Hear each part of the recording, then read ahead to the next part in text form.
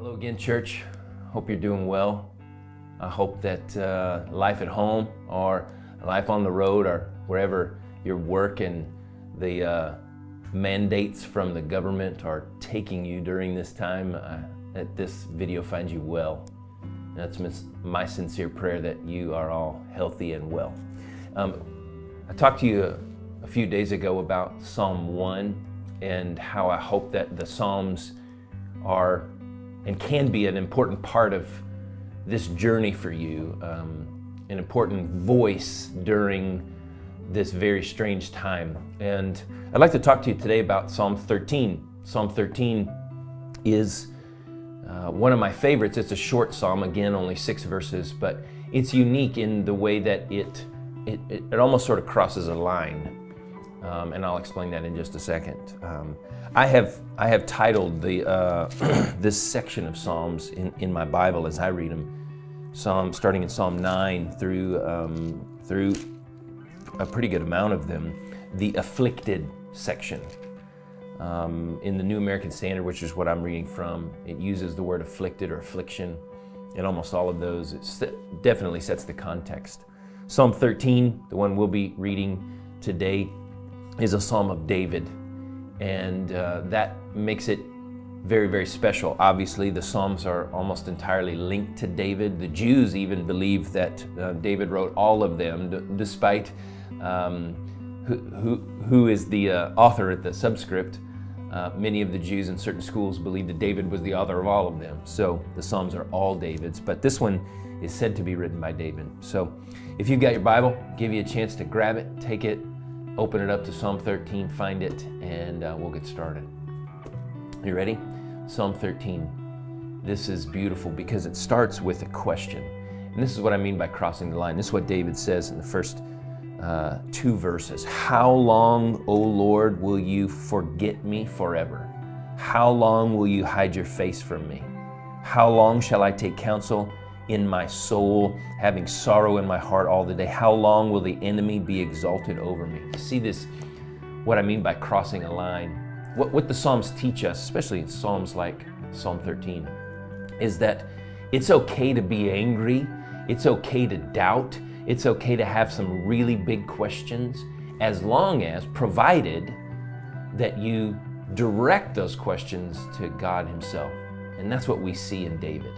He's asking some really hard questions in a time of great pressure. There's no information on what is happening now. Some of the Psalms give us that in the subscript, that information that's sort of before verse 1 and after the title or the number. This one doesn't have that, but it does have these questions. Can you imagine talking to God, whom we know in His character does not ever sleep nor slumber? He never closes His eyes. He never misses a thing when it comes to our actions, reactions, interactions, relationships. There is nothing that escapes His gaze. There's nothing that we have to fill God in on. We know that from the Scriptures. We know that from the character of God. We know that from what Jesus tells us about the Father. And here is David, who says, how long will you forget me? That's a bold question. And in the way that David does it, I want you to hear me, church, it's a holy question. The way that David asks it is holy. How long? In Hebrew, as I recall, it's Adonai. It's my favorite, if there is such a thing, it's my favorite question in all of the Old Testament. We see it very often in the Psalms. We see it a few times out of the Psalms. And this question is fitting in this time, I think. How long? How long will this be going on, right? How long will I have to stay here? How long will homeschool be happening? How long until this? How long? How long? We're asking a lot of those questions right now. This question that David asked was way bigger than all of those questions because it's not so much a temporal question. It's not grounded here. It is, of course, here because that's the only place David's living, but it's also in some way up there. How long, O Lord, will you forget me forever? How long will you hide your face from me? There are 2 things I need you to track. I want you to track as David's as David writes Psalms and as you begin to read them and study them. And that's two things: his intimacy and relationship with God. He's always talking about that. And two, the presence of enemies.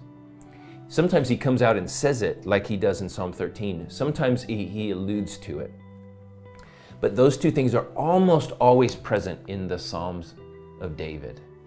And of course, as we are in this time, we're not talking about physical human enemies. We're not talking about people who are throwing stones or smashing windows or dropping bombs or shooting bullets. That's not the enemy that is before us. That's not the enemy that the world is talking about right now. The enemy, of course, is silent, it's invisible, it's latent, and it's dangerous in many respects. It's microscopic. But in some ways, it's relevant to what David writes, and in the most important way, the most relevant way, it really is affecting the questions that we ask, the questions that we ask of God. And if you learn anything from Psalm 13, it's this: ask big questions, ask bold questions, but ask them with faith and direct those questions to God.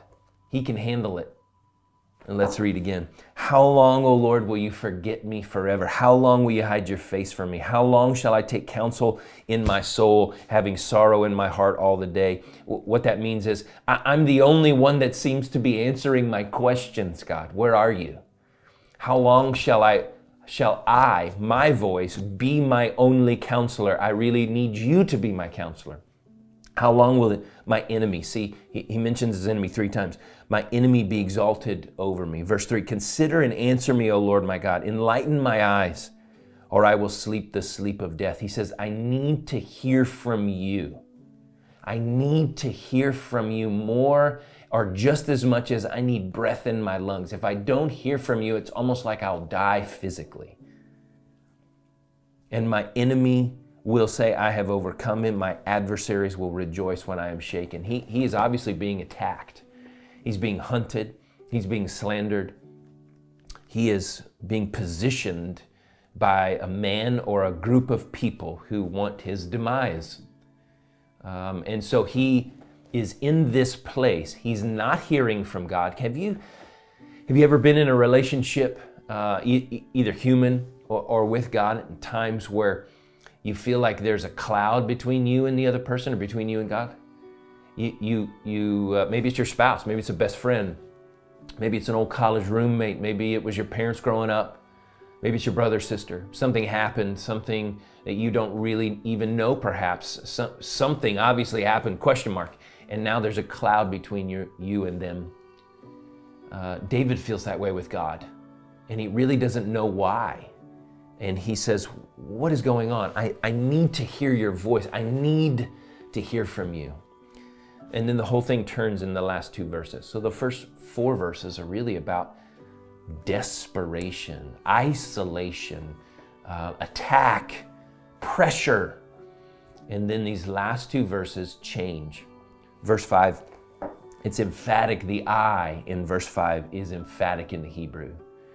But I myself, it sort of says, but I have trusted in your loving kindness, your chesed, which is this loyal love. It's very similar to the New Testament word charis, or grace. It's not the same, but it's very, very close, and it's often related. But I have trusted in your loving kindness. My heart shall rejoice in your salvation, and I will sing to the Lord because he has dealt bountifully with me. I don't suspect that anything has changed between verse 4 and verse 5 in David's circumstances. What he does is he expresses his heart to God in faith, asking bold questions. And then in doing so, because of the very act that he speaks these things to God, in a silent, in an invisible, and perhaps a hidden way, David's heart changes because of that action. And he can, again, once he releases that doubt and the anger, perhaps the frustration, the sense of isolation, when he releases that, he looks back at his heart, which is owned by God himself. His heart is owned by God. He says, wait a second, I can trust. I can know, I can have assurance and security, but I have trusted in your loving kindness. My heart shall rejoice in your salvation. I love verse 6 because it really says he satisfies everything I need. But I will sing to the Lord because he has dealt bountifully with me. He has given me everything I need and more. That's what that phrase dealt bountifully means, and it's a beautiful translation. He's given me everything I need and more. As you read through the Psalms, again, my prayer is during this time, they become language for you, for your prayers, for your worship, for your interaction with God. Maybe they give you language that you didn't think of before. Maybe they give you phrases and ideas that you didn't think of, but that your heart resonates and relates to, connects with. And that's the point. That's the beauty of the Psalms. And so I pray again that during this time of questions, during this time of anxiety, during this time of worry, some of us fear, hopefully not panic and fear, but some of us, let's be frank with each other, are a little fearful. During this time of isolation, during this time of simplicity, I pray that the words of the Psalms, and many of these words will be David's, as you work your way through, will be a blessing to you, will be fuel for your soul, food for your heart, as they have been for the church and the people of God since they were written 3,000 years ago. So church, be blessed today. I'm praying for you, honestly. I love you, and I hope you're well. We'll see you soon.